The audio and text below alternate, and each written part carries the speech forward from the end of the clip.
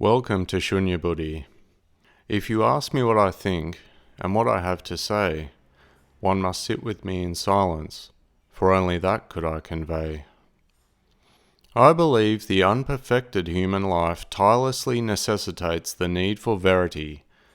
It is reconsecration to spiritual values which duly merits the consideration of any thoughtful and rational person who looks finally at himself to solve his own problems. Moreover, this need is remarkably evidenced by those who find themselves in the spirit of personal emergency while simultaneously confronting the crises of an overtly materialistic world pattern. For the only solution to material problems are spiritual facts. I also believe that the human being comes out of this world primarily for one reason and one purpose, namely, to learn and to grow. When values that are true have been ensouled, then this in turn inevitably implies the natural fulfillment of all purposeful human endeavour. In nature, anything which ceases to grow must perish. Nowhere does consciousness preserve crystallization of patterns within or of itself. Insight into the fact that the nature of existence itself is based on relationship, not duality but polarity, is the ground upon which the tacit understanding of unity rests. Regardless of one's present degree of illumination or attainments in erudition, so long as one is still alive and still here, one shall keep the privilege and the right to grow as an individual.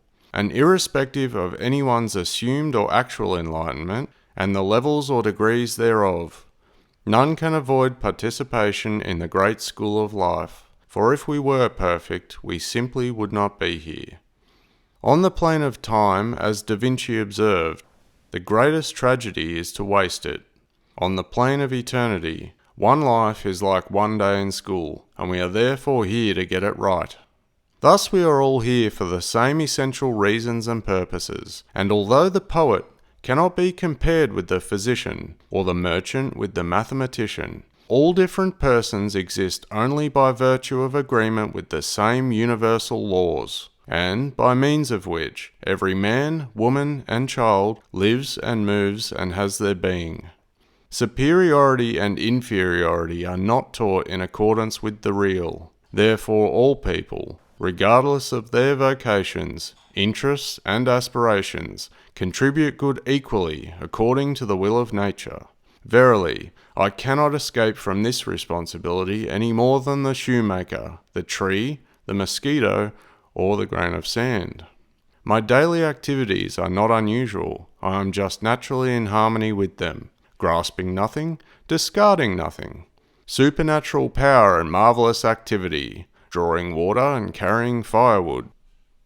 If our world is to make genuine progress in the right direction, it must begin with the animation of value and the application of virtue.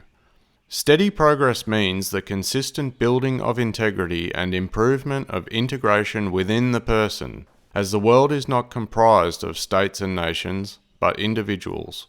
It is only patterns that are right and processes that are real which cause humanity to lead itself towards that condition in which absolute concord and absolute brotherhood become realities, bringing the world finally to lasting peace and security.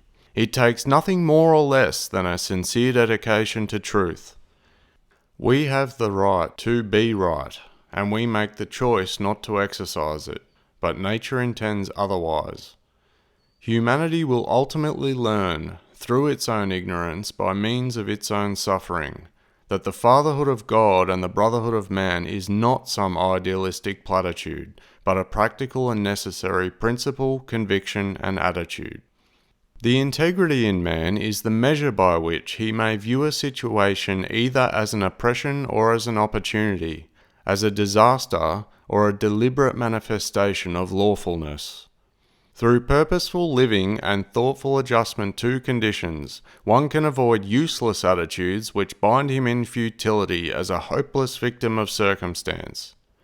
When facing a dilemma, if instead of saying, "I despise it," he said, "I did it," and instead of, "I do not forgive them," said, "I do not understand them," Then he discovers that humility is of far greater value to him than hostility ever could be, or ever was. Seneca said, "There are more things that frighten us than injure us, and we suffer more in imagination than in reality." He also pointed out, if one does not know to which port one is sailing, no wind is favourable. When man devotes himself finally to truth, he derives new energy from the ability to view current events illuminated by the enduring principles of philosophy. Plotinus called this spiritual journey the flight of the alone to the alone, which manifests itself through rational inquiry. Little by little, everyone can achieve greater emotional security and happiness, mental peace and freedom of soul. That is, providing he expects no more and accepts no less. These integrities manifest naturally through one's ceaseless practice and training. Within the inner life of the individual must be built a personal philosophy upon the foundations of integrity, justice, virtue, love, and truth. And when enough of said individuals have done so, these persons consequently become majority. Only then will necessary corrections and improvements manifest in the world around us. To help and assist the individual to achieve these ends is fulfillment of the whole of Shunya Buddhi's mission, for I believe wholeheartedly that each step forward in world betterment for humanity in the mass begins with stimulation of the separate individual to higher thinking and better living. These principles vitalize the reason for creating Shunya Buddhi and the purpose underlying it, namely, to love the beautiful, serve the good, and venerate the One. Its emphasis is almost wholly on the necessity for a practical understanding of life's spiritual values. It is these values within man that must be cultivated for his growth, defended for his security, and preserved for his well-being. Hence, Shunya Buddhi is dedicated to assisting and serving all those who, in their aspiration to grow, may find such a commitment helpful, practicable, or beneficial. I would also like to take this opportunity to encourage everyone who may be interested to make use of the shunyabuddhi.com forum to create a community, ask questions, provide answers, and start discussions of any kind. Matters relating to the daily problems of living, the arts, sciences, philosophies, and religions of the world, linguistics, theology, theosophy, ontology, cosmogony, Kensho and Satori, and things of that nature. For in this way we can teach each other and learn from one another, become better as friends and wiser as individuals. Who am I, one may ask? I am responsible for the use and interpretation placed by others upon the words that I write and speak. Therefore I will choose them with care, consider them in the light of my truest and highest intelligence, and send forth with each a prayer, that it shall serve only the cause of good. I am not anything, nor am I anyone, and can only be as great as the weakest and worst parts within myself. Nothing more than a voice in the wilderness, nothing less than that which it bestows, sent by my own soul, to send by my own authority. I bring no message of my own, for I have none. I interpret according to my own light that message which is eternally present, and the accomplishment of labour is the reward of labour.